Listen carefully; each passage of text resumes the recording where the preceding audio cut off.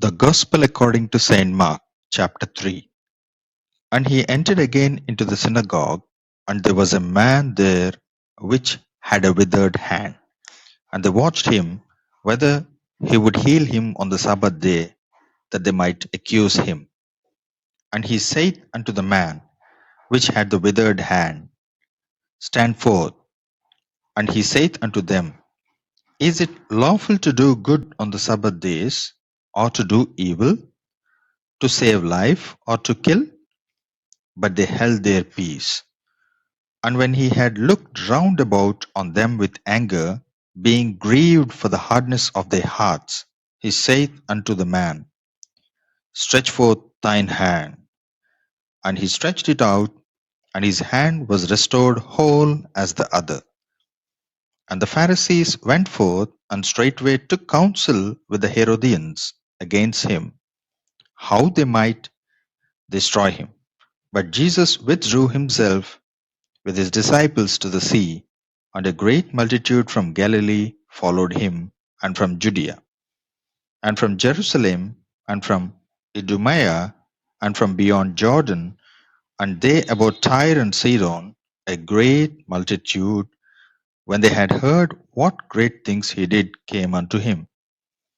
And he spake to the disciples that a small ship should wait on him because of the multitude, lest they should throng him. For he had healed many, insomuch that they pressed upon him for to touch him, as many as had plagues. And unclean spirits, when they saw him, fell down before him and cried, saying, Thou art the Son of God. And he straitly charged them that they should not make him known. And he goeth up into a mountain, and calleth unto him whom he would, and they came unto him. And he ordained 12 that they should be with him, and that he might send them forth to preach, and to have power to heal sicknesses, and to cast out devils. And Simon he surnamed Peter, and James the son of Zebedee, and John the brother of James, and he surnamed them Boanerges, which is the sons of thunder, and Andrew, and Philip, and Bartholomew, and Matthew, and Thomas, and James the son of Alphaeus, and Thaddeus, and Simon the Canaanite, and Judas Iscariot, which also betrayed him. And they went into an house.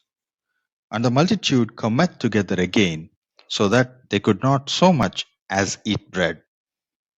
And when his friends heard of it, they went out to lay hold on him, for they said, He is beside himself. And the scribes which came down from Jerusalem said, He hath Beelzebub, and by the prince of the devils casteth he out devils. And he called them unto him, and said unto them in parables, How can Satan cast out Satan? And if a kingdom be divided against itself, that kingdom cannot stand. And if a house be divided against itself, that house cannot stand. And if Satan rise up against himself and be divided, he cannot stand, but hath an end. No man can enter into a strong man's house and spoil his goods, except he will first bind the strong man, and then he will spoil his house.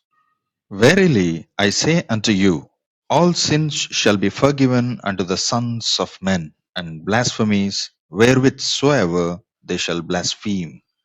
But he that shall blaspheme against the Holy Ghost hath never forgiveness, but is in danger of eternal damnation, because they said, He hath an unclean spirit. There came then his brethren and his mother, and standing out, sent unto him, calling him. And the multitude sat about him, and they said unto him, Behold thy mother and thy brethren without seek for thee. And he answered them, saying, Who is my mother or my brethren? And he looked round about on them which sat about him, and said, Behold my mother and my brethren. For whosoever shall do the will of God the same is my brother and my sister and mother.